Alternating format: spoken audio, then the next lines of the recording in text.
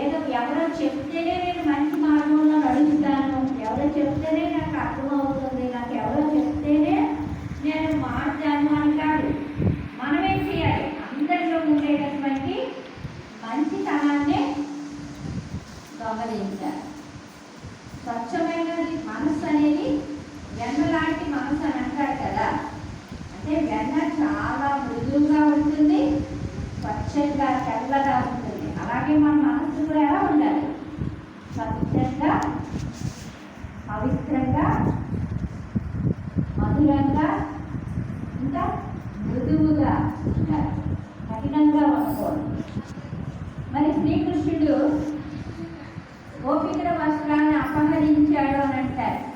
శ్రీకృష్ణుడు నిర్వికారుడు. నిర్వికారుడు అన్నప్పుడు అలాంటి దృష్టి అనేది ఉండదు.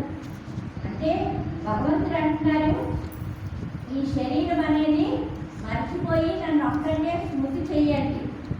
16,108 గోపికా స్త్రీలు ఉన్నారని అంటారు శ్రీకృష్ణుడి. అంటే అర్థం ఏంటి?